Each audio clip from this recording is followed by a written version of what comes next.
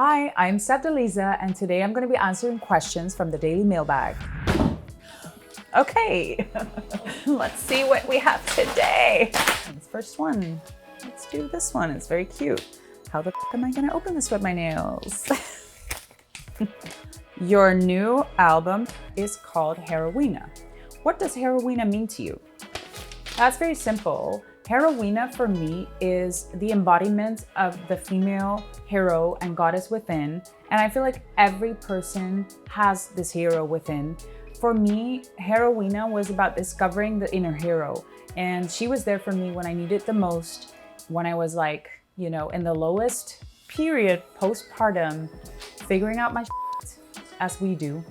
I had to embrace the inner hero and I had to drag myself through the mud and face my worst fears. I was an artist, I'm like a mom, I'm not the youngest person anymore. I feel like Heroina for me was like the embodiment of what it is to have your inner hero and your inner intuition and follow that. That's what, the album Heroina means to me in the word Heroina. What is this? It looks cute. Oh, by Armil par avion.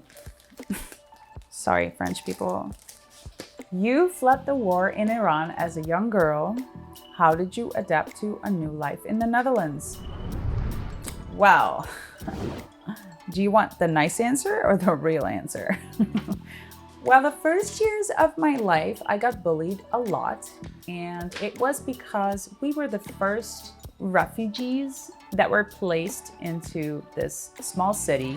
The thing that kept me going was really music, listening to music, studying lyrics. I wasn't a musician, obviously. I'm talking about the age of like 12, but I just developed this huge obsession with music. And I feel like in music, I could always be myself. I could always find something within. So I think that really kept me going. All right, so next question, let's check.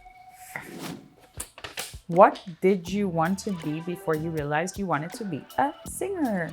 Well, when I was young, I wanted to become an immunologist because I was always obsessed with the idea that people that I love can be taken away from me by something like cancer.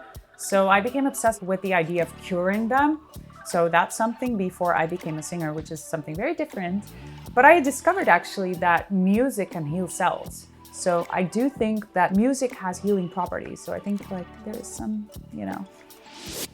common ground.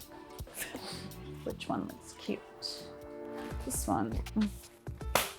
Someone spent a lot of time on buying this envelope for me. Thank you very much. Since the start of your career, you've experimented with different sounds and genres, from Dutch hip-hop to reggaeton to trip-hop.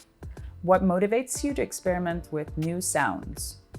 I think the way that my brain processes the creative journey to making music, I often approach music more as a producer than as a songwriter or a singer. And I think that's why, for me, hopping between genres is not really something weird. Taking that producer mentality in perspective, and then the traveling, which I do, I've encountered so many different cultures, so many different people. I see music as a global thing. Of course, it is a global thing, but for me, experimenting with different types of music is something that just comes very natural to me. I never thought it was a problem until I entered pop culture and it was like, oh my God, people are so specific about genres. Whereas for a producer, you're just changing the snare. It's not that deep. This one. The lyrics of Heroina sound very personal. Can you break down what some of these lyrics mean to you? I absolutely can. The lyrics to Heroina are some of my favorite lyrics off this record. The first verse starts with "Immigrant on the radio," which I think is very powerful because I've never heard something like that in a context of a pop song. It just goes line by line, off waist-hip ratio, which is obviously about my not maybe pop perfect ratio between my waist and my hips. You speculate, transvestigate. I think that's pretty clear because everybody is always transvestigating me on social media. And the fourth line is, but I'm Tehran tailor-made because where I come from, women do look like me. The hook of Heroina is naming some of the most inspiring goddesses in the world.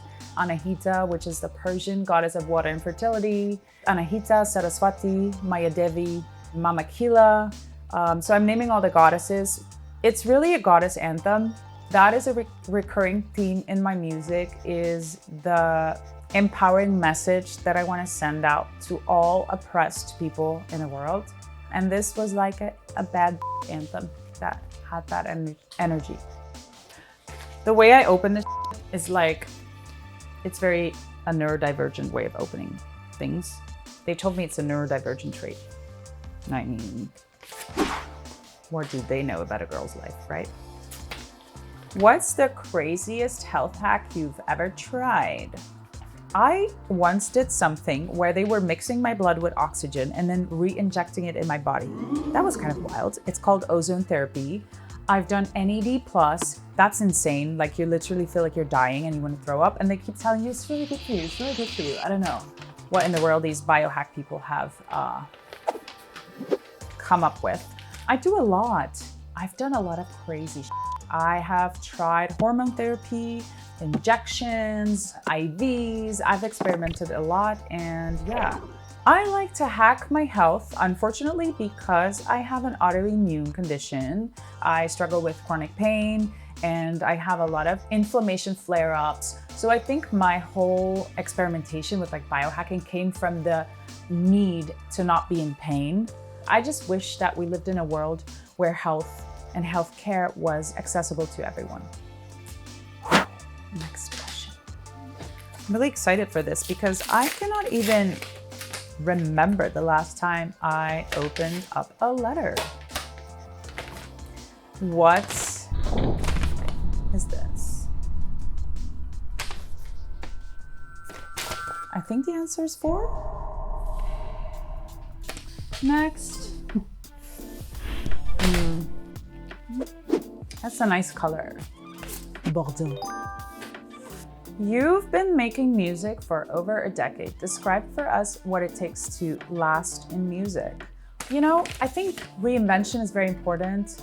As an artist, I feel like sometimes you get stuck into a certain, like, your fans expect you to do something, you expect that you should do something, the label wants something from you. But I think an artist like David Bowie, always reinventing himself, always playing around with what he was feeling and like embracing the era that he was in. I feel like I really relate to that. And I think that could be also the secret to like making it fun for yourself and lasting. The last one. All right. What does collaborating with Sevdaliza look like? I mean, you should try it for yourself. I don't know. Come and find out. Thank you so much. This was the Daily Mailbag. I'm leaving this mess for Daily Mail to clean up because that's not what a Virgo does. So thank you so much.